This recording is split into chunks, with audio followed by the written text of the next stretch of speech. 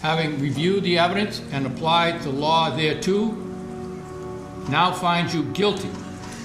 The story of Michelle Carter and Conrad Roy was a case that gained worldwide attention back in 2014 when Michelle was proven to have convinced her then boyfriend Conrad to bring his life to an end through a series of text messages and a fatal phone call. Questions regarding the legal gray area that the case existed in circulated around the country, sparking up media frenzy with multiple documentaries and specials. My name is Adam Andrews, and today on Where Are They Now, we are taking a look at Michelle Carter and the case that proves that words can kill. Conrad Henry Roy III was born on September 12, 1995. He worked with his father, grandfather, and uncle for several years in his family's marine salvage business. In June 2014, he graduated on the honor roll from Old Rochester Regional High School in Mattapoisett, the town where he was born and raised. He was a high school athlete who played baseball, rode crew, and ran track. He graduated with a 3.88 GPA and was accepted to Fitchburg State University to study business. Michelle Carter was born August 11, 1996 in Massachusetts to Gail and David Carter, and she went to King Philip Regional High School in Wrentham. Now, while both Conrad and Michelle were locals of Massachusetts, only living a few towns away, they never properly met until both their families separately went on vacation to Florida in 2012. After they met, the two teens kept a long-distance relationship mainly through text message for around 2 years. Now, according to court documents, Roy had allegedly been physically hit by his father and verbally accosted by his grandfather. He struggled with social anxiety and depression, for which he had seen several therapists and counselors, including a cognitive behavioral therapist. He also had multiple attempts at ending his own life. Now, Michelle Carter also suffered from depression, and the two teens were both taking the antidepressant citalopram,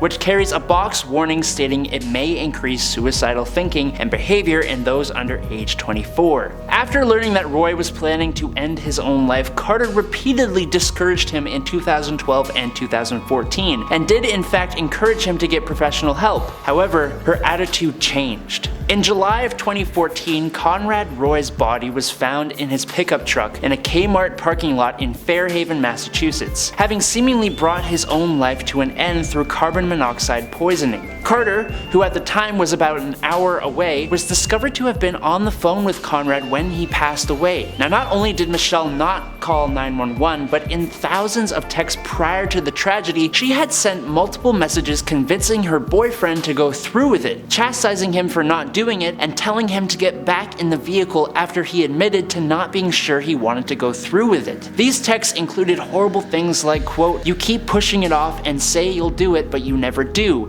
It's always gonna be that way if you don't take action." Or, quote, "You just need to do it." And "No more pushing it off, no more waiting." Another one of Carter's texts read, "If you want it as bad as you say you do, it's time to do it today." This is really only the tip of the iceberg of messages sent from Carter, with some messages even convincing him that his family would eventually get over it and be okay. There isn't much question of the immorality of Carter's messages. While her phone call with Conrad was not recorded, 2 days later, texts from Carter to another friend of hers admitted, quote, "I do blame myself. It's my fault," and also admitted that she was talking to Roy as he passed away. In the Commonwealth versus Michelle Carter case that soon followed, relying on this information and video journals made by Conrad, the judge, Lawrence Moniz, determined that Michelle Carter was indeed responsible for the passing of Conrad Roy in a bench trial, which is a legal strategy that means a judge decides her fate rather than a jury. In February 2015, Carter was indicted for involuntary manslaughter. She was tried 2 years later and found guilty in June 2017, sentenced to 2.5 years in prison. Later, that sentence was reduced to 15 months. The case itself was widely speculated upon. Carter's defense lawyers upheld that she was not legally at fault, as Massachusetts did not have a law at the time that made coercing someone into ending their life a crime. Thankfully, now legislators are working on passing one called Conrad's Law. Michelle Carter's lawyers further pushed violation of her client's First Amendment rights that suggested words alone are enough to hold someone responsible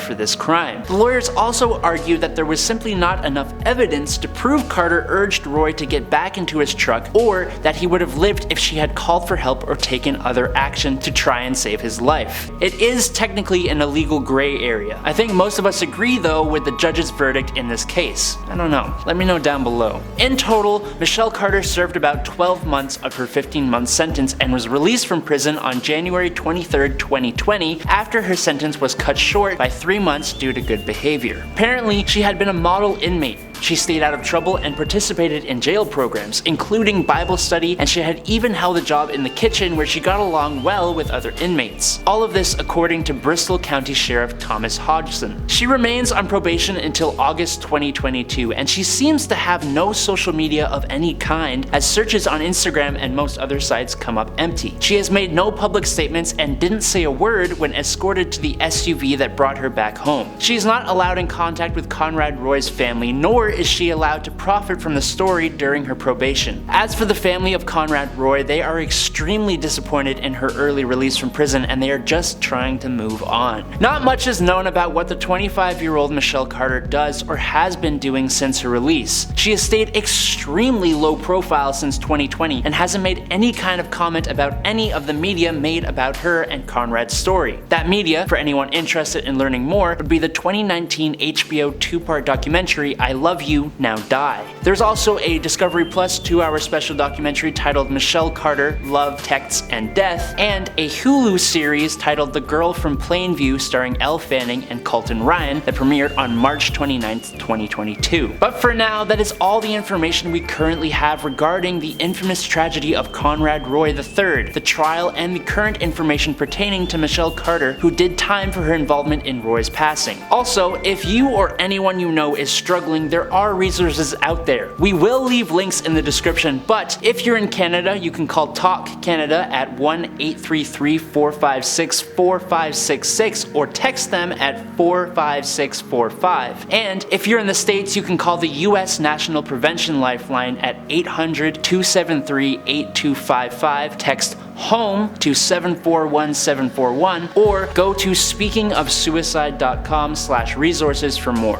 I've been your host, Adam Andrews. Don't forget to like, comment, and subscribe here at Where Are They Now, and until next time, stay safe and well informed out there.